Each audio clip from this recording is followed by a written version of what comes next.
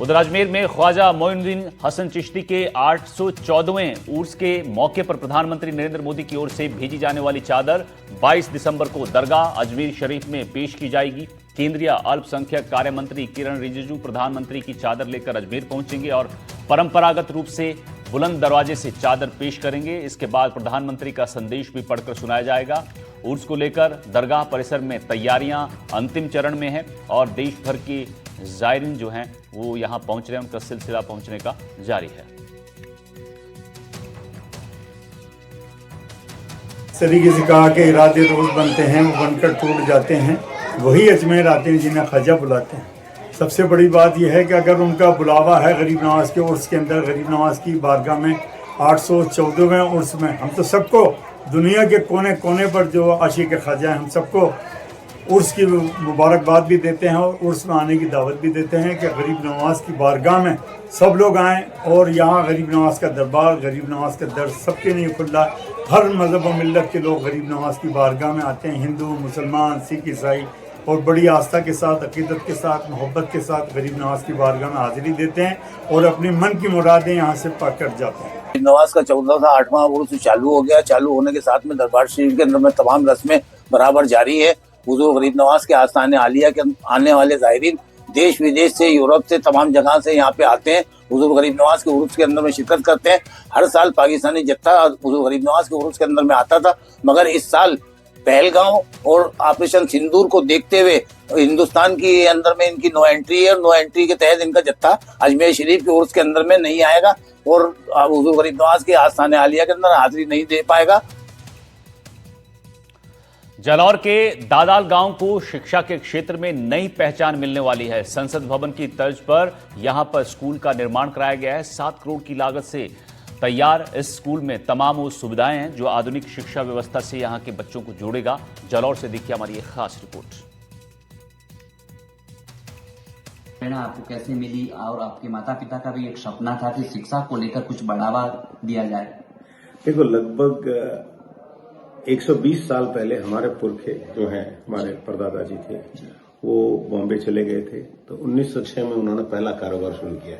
तो हमारे गांव छोटा 120 साल के पहले, तो फिर भी जड़ से जुड़े थे, चाहे परदादा हो, दादा हो, सब हो। और फिर 1964 में हमारे पिताजी बेंगलोर चले गए, चतुर्मल जी बेंगलोर चले गए। तो तब से हमारा आना जाना था, कभी साल में एक बार आते थे। पहले तो हमारी पैदाइश इसी घर में हुई जो 800 साल से ये जमीन हमारी है। यहाँ पर हम बैठे हैं, ये घर हमारे पिताजी ने बनाया। ये पहले पुराना कच्चा घर था, तो जन्म हमारा 1969 में यहीं पे हुआ और फिर फर्स्ट फ्यू इयर्स हमारी जो जिंदगी के थे तो यहीं पे हम गांव में बड़े हुए, इसी गलियों में खेले, इन्हीं कुत्तों के पीछे भागे और इनसे भी खेले। तो फिर स्कूल हमारी जो पहली क्लास जो होती है वो घर से शुरू हुई, गांव से शुरू हुई। फिर जो पढ़ाई की जो फॉर्मल एजुकेशन होती है वो हम अपने गांव में पढ़े यहाँ पे। तो हमारे गांव में जब तक उस जमाने में आई थिंक 6ठी 7वीं तक की क्लास थी, तो 3री तक हम यहाँ पढ़े हैं इसी गांव में।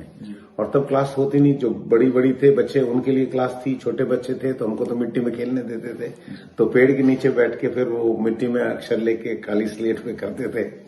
और फिर स्कूल जाने का तब मौका मिलता था, इसीलिए जाते थे कि वहां पे वो मिड डे मील मिलता था, जो मूंगफली देते थे, मूंगफली और चने देते थे।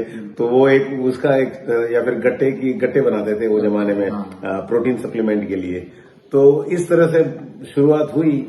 ये लगभग 1973-75 के आसपास की बात है। फिर पिताजी बेंगलोर में थे तो माताजी और सब हम लोग वहां बेंगलोर में शिफ्ट हो गए। वैसे आना जाना था, घर यहीं पे था, पर पढ़ाई वहां फिर हमने 4ठी से वहां पढ़ाई की। तो फिर वहां से हमको लगा कि जो हमारा पहला कदम था जिंदगी का, एजुकेशन के नाम का या शिक्षा के नाम का, कोई सीखने वाला जो फॉर्मल में होता है, वो इस गांव से शुरू हुआ था। सर, दूसरी बात ये है कि आपने इतना बड़ा भवन जो बनाया है, इसमें कितने कमरे हैं टोटल? इसमें लगभग 22 या 23 कमरे हैं। और एक एक क्लासरूम जो है 520 स्क्वायर फीट का है। जो नेशनल बिल्डिंग कोड और सीबीएसई का जो प्लेटफॉर्म होता है उसको हम लोगों ने फॉलो किया। उसी को राजस्थान गवर्नमेंट भी फॉलो करती है कि नई कोई स्कूल बने तो उस हिसाब से बने कि साइज उससे हो जिसमें 50-60 बच्चे बेंच में आराम से बैठ के पढ़ाई कर सके। जालोर जिले के दादाल गांव के डॉक्टर अशोक जैन, जो कि अमेरिका में एक डॉक्टर भी है और अपनी माता पिता की याद में एक शिक्षा को लेकर एक बड़ा मंदिर खड़ा कर दिया है, जो कि दादाल गांव में है। खुद इसकी इसी विद्यालय से पढ़कर आगे बढ़े और अपना मुकाम हासिल किया। वैसे ही अपनी पढ़ाई को देखते हुए माता पिता की एक याद थी कि मां शिक्षा को लेकर एक शिक्षा का मंदिर खड़ा किया जाए, जिसको लेकर डॉक्टर अशोक जैन ने अपना कदम उठाते हुए शिक्षा को लेकर अपने गांव को समर्पित 22 तारीख को करेंगे, जो कि एक जालोर जिले में गौरवान्वित करने वाली बात है। हालांकि शिक्षा मंदिर को लेकर बहुत ही बड़ा कदम उठाया गया है और आने वाले भविष्य के बच्चे वो भी डॉक्टर अशोक कुमार व उनके माता पिता को याद करेंगे, क्योंकि शिक्षा को लेकर एक प्रेरणा को लेकर विश्वास जगाने वाले डॉक्टर अशोक ने बहुत ही सराहनीय कदम उठाया है। प्रत्येक कक्ष में एलईडी लगी हुई और साथ ही साथ इस पूरे विद्यालय परिसर में जो कक्षा है वहां पर नीचे की ओर देखेंगे तो पूरे जो ग्रेनाइट है, पत्थर है, ग्रेनाइट और के पत्थर से पूरी जो अंदर की बिल्डिंग है वो बनाई गई है और ग्रेनाइट इस्तेमाल किया गया है ताकि बच्चे सुचारू रूप से शानदार तरीके से पढ़ाई कर सके। ये देखिए हर कक्ष में ग्रेनाइट पत्थर लगे हुए नीचे हैं, साइड दीवारों में है। और दूसरी बात करें तो फैनों की है, इलेक्ट्रॉनिक्स जो सामान है वो भी अच्छे